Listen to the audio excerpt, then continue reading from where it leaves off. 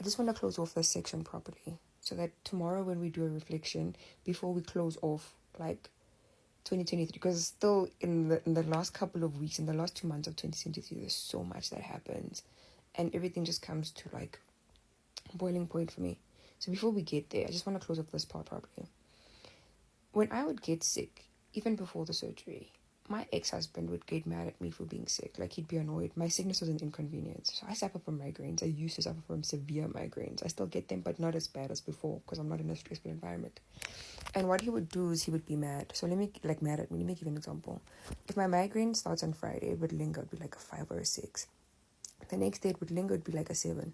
So with a migraine, you have to wait for it to get to a certain point before you go to the hospital for them to give you an IV. Because sometimes you can treat it at home, sometimes you can't. So remember, this happened a few times, actually, a couple of times.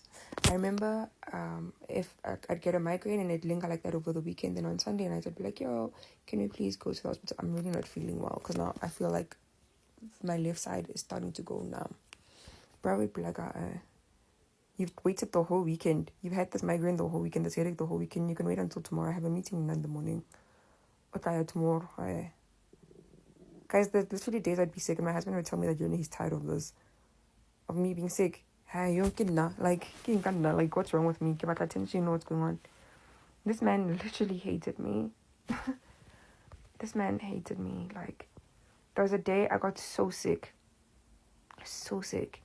My left side went numb. I couldn't feel the left side of my body. Like, coming just here. And I felt like I was 5'2", having a stroke. And I'm like, I'm not feeling well. This man's like, he can't do this right now. We're sleeping. He's like, he can't do this right now. He's got a meeting in the morning.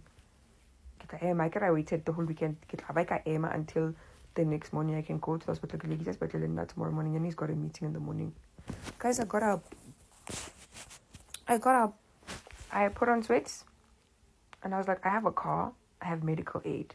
I have glasses to cover my eyes. Because obviously my eyes are very sensitive to light. Nah.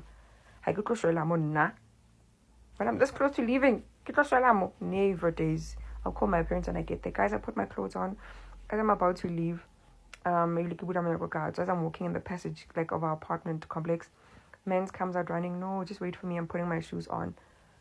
And he says to me, he doesn't want, it's going to be so weird when you get to the hospital and then you call your family and they have to come through and I'm not there. That's the kind of environment that I was living in.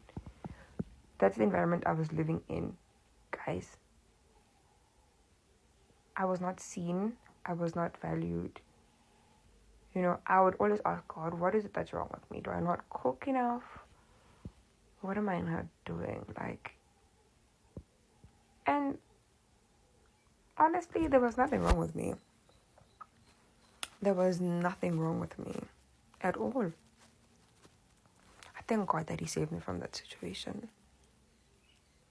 I think I would kill a man had it not been for God reaching out his hand and fetching me from that situation. Okay, my lovies, today's Wednesday. Have an amazing Wednesday.